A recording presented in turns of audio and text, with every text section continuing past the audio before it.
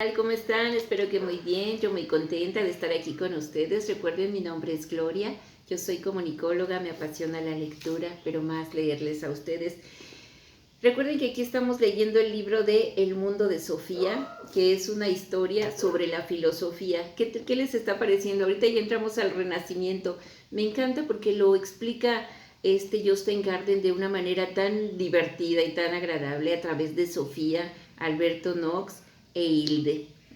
Espero que les esté gustando, pero sobre todo que estemos aprendiendo. Recuerden que todo lo que nosotros vemos aquí es para expandir la conciencia, para ampliar nuestros horizontes, para conocernos, reconocernos. Y dice aquí, se me olvidó, pero uno de los filósofos dice aquí que si no tenemos por lo menos conocimiento de 3000 años de nuestra cultura, no sabemos nada. Ajá. Y estamos expuestos a repetir los mismos errores. Así que vamos aprendiendo. Y vámonos con el Renacimiento. Ok, dice: Alberto se volvió a sentar por fin en el sofá, miró a Sofía a los ojos. Ante todo, el Renacimiento dio lugar a una visión del hombre. Los humanistas renacentistas tuvieron una nueva fe en el ser humano y en el valor del ser humano, algo que contrastaba fuertemente con el énfasis que había puesto siempre la Edad Media en la naturaleza pecaminosa del hombre. Ahora se consideraba al ser humano como algo grande y valioso.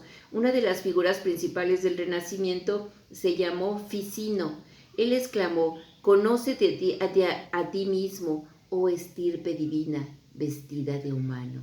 Qué belleza, ¿verdad? Oh estirpe divina, vestida de humano.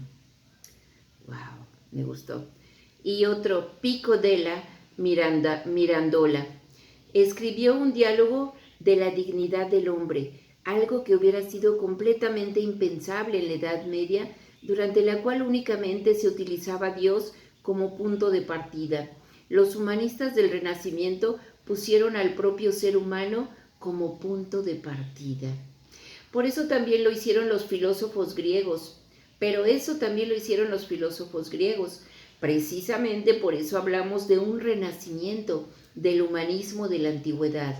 No obstante, el Renacimiento se caracterizaba aún más por el individualismo de lo que se había caracterizado las sociedades de la antigüedad. No solo somos personas, también somos individuos únicos.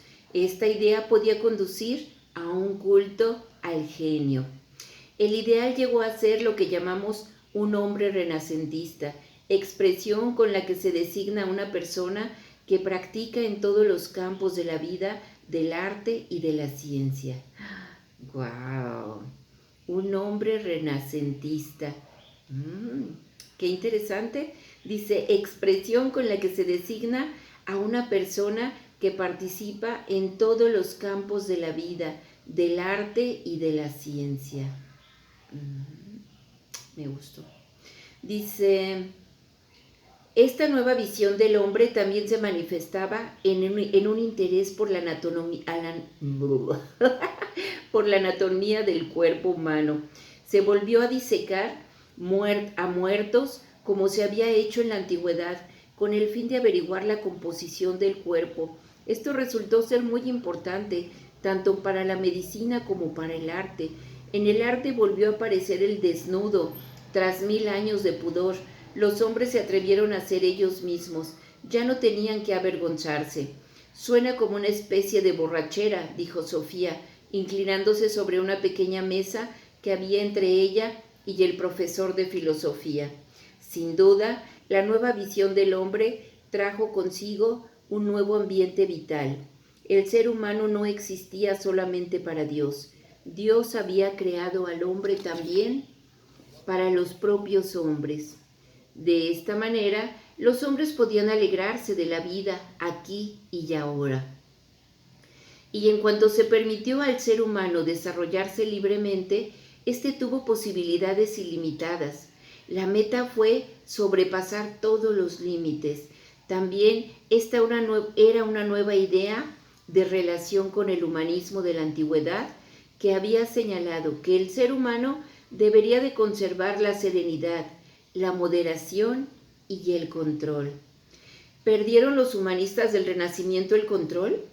Desde luego que no. Fueron muy moderados, tenían una especie de sensación de que el mundo despertaba de nuevo. Así surgió una pronunciada conciencia de época. Fue en ese periodo en el que se introdujo el nombre Edad Media para denominar todos aquellos siglos entre la antigüedad y su propia época. Hubo un florecimiento impresionante en todos los campos, tales como el arte y la arquitectura, la literatura, la música, la filosofía y la ciencia. Mencionaré un ejemplo concreto. Hemos hablado ya de la Roma de la antigüedad, que tuvo los enorgullecedores apodos de la ciudad de ciudades y ombligo del mundo. Durante la Edad Media de la ciudad decayó, y en 1417 esa ciudad, que había tenido en la antigüedad más de 1 millón de habitantes, ya solo contaba con 17,000. No muchos más de los que tiene Lillesand. Para los humanistas del Renacimiento, la reconstrucción de Roma se convirtió en un objetivo político y cultural. La obra más importante que se emprendió fue la edificación de la iglesia de San Pedro, sobre la tumba del apóstol San Pedro. En lo que se refiere a esa iglesia, difícilmente se puede hablar de moderación o control. Algunos de los principales personajes del Renacimiento participaron de alguna manera en ese enorme proyecto de construcción. Desde 1506 y durante 120 años se llevaron a cabo las obras de la iglesia, y aún tuvieron que pasar 50 años más hasta que la gran plaza de San Pedro estuvo acabada. ¡Wow! Tiene que ser una iglesia enorme. De largo mide la mitad, mide más de 200 metros, de alto 130, y tiene una superficie de más de 16,000 metros cuadrados. Pero ya hemos dicho suficiente de la osadía de los renacentistas. También tuvo mucha importancia el hecho de que el Renacimiento trajera consigo un nuevo concepto de la naturaleza. El hombre se sentía bien con su existencia y dejó de considerar la vida en la tierra como una mera preparación para la vida en el cielo, y esto creó una nueva actitud en el mundo físico. La naturaleza fue considerada como algo positivo. Muchos pensaban que Dios estaba presente en la creación. Es infinito y por tanto también debe estar en todas partes. Tal interpretación se llamaba panteísmo.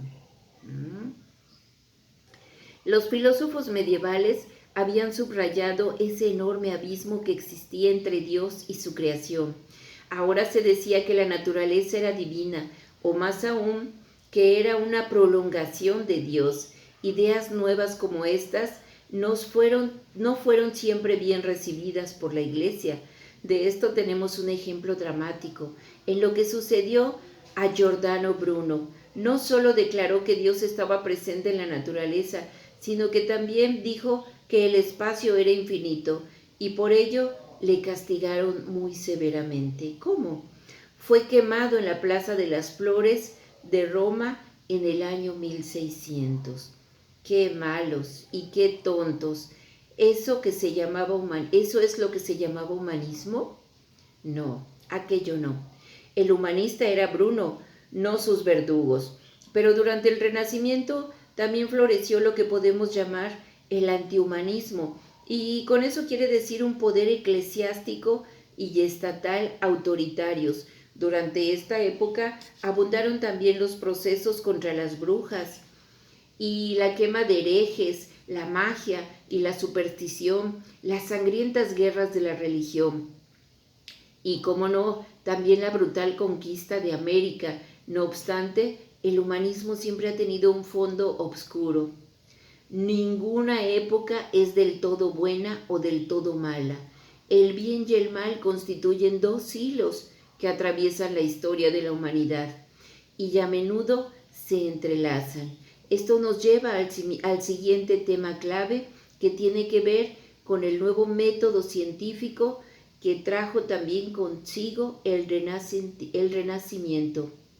Fue entonces cuando se construyeron las primeras fábricas, todavía no, pero el nuevo método científico fue una condición necesaria para toda la evolución técnica que tuvo lugar después del Renacimiento.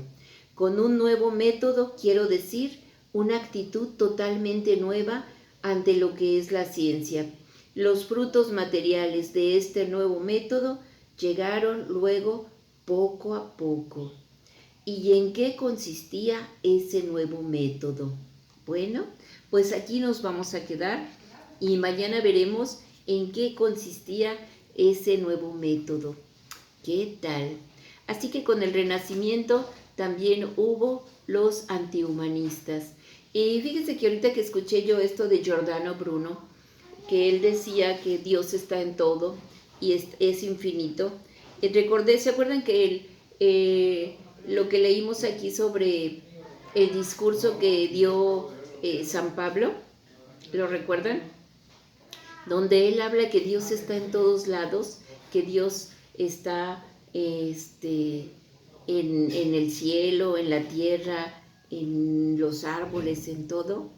Bueno, me llamó la atención porque Giordano creo que quiso decir algo muy parecido y sin embargo, con el cambio de tiempo, que porque en ese tiempo estaba, los juicios, ¿cómo se llama? Les digo que tengo una memoria excelente. Pero bueno, en ese tiempo de la quema de brujas, en el tiempo del Renacimiento también fue bueno, si alguien se acuerda, pero es muy, muy sabido y muy conocido. Y aquí lo tengo, aquí lo tengo, aquí lo tengo. Pero bueno, entonces también estaba el antihumanismo. Y lamentablemente, las personas que no pensaban igual que los eclesiásticos eran quemados. Y así nació. ¡Uy, se me fue, se me fue! Pero bueno, si ustedes se acuerdan, pongan ahí la palabra. Pero así nació la quema de brujas. Hubo muchas injusticias, muchas injusticias. Hubo muchos juicios muy, ay, se me fue, pero luego se los digo. Fue muy difícil esa época, donde también fue el descubrimiento de América, donde también fue muy cruel, muy difícil, porque llegó el cristianismo, pero de manera muy negativa. Bueno, pues estamos aprendiendo muchísimo, más que yo le tengo que dar otra releída para que me lo grabe. Espero que lo hayan disfrutado. Muchísimas gracias. Muchas gracias a los que se han suscrito. Yo les agradezco muchísimo que me regalen un poquito de su tiempo. Pues, y si no se han suscrito y si les ha gustado, suscríbanse. Gracias. Chao.